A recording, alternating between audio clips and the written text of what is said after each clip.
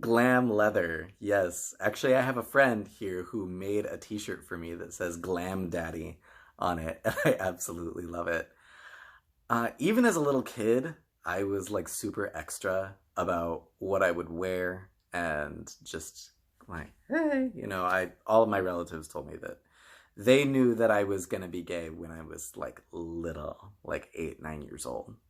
Um, when I was 13 or 14, my sister actually sat me down. She was like, well, honey, it's okay if you like boys. And I'm in total denial, of course. And I was just like, oh no, I like girls, that's fine. And she, I shit you not, was like, that's okay, we'll talk again in a few years.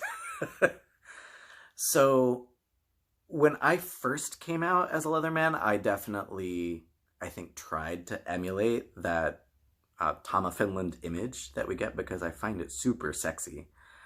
But I look at pictures of me then and I can see, like, yeah, I was into it, but over time, definitely, I feel like I found that that didn't fit me. It was like I was playing a role as opposed to being my authentic self.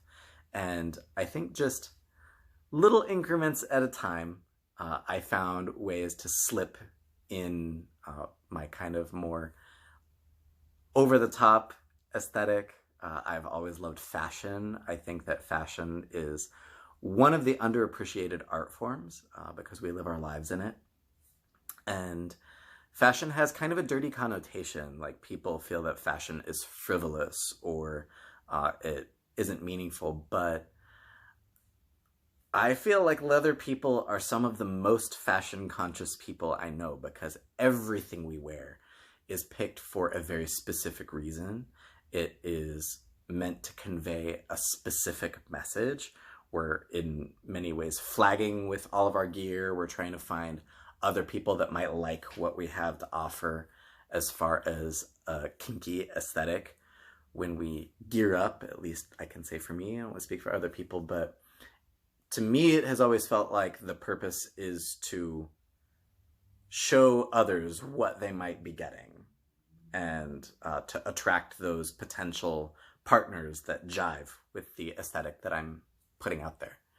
And also, it's about having fun. And, we get to be in this world where we can dress up and adopt these very hyper-realized aesthetics. For a lot of guys, it's that very hyper-masculine, kind of military-inspired gear, which, again, I find fucking hot. I'm super into it.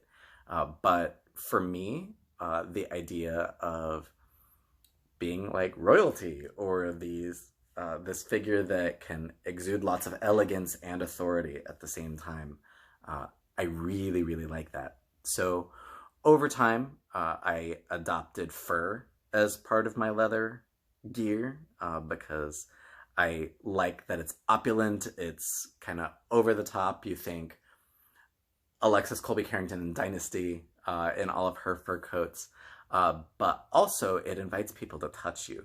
I find that when I'm wearing fur out at the bar, people are just like, wow, can I pet it? And it just feels great feeling people like kind of stroking the fur that I'm wearing and they want to get close to it. And so it invites conversation. It makes it really easy to make those connections with people.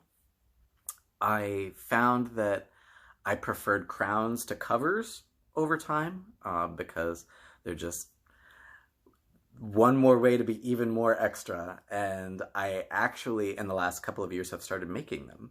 So this year when I competed, all of the crowns that I wore, I made just by piecing together bits of leather and using rivets.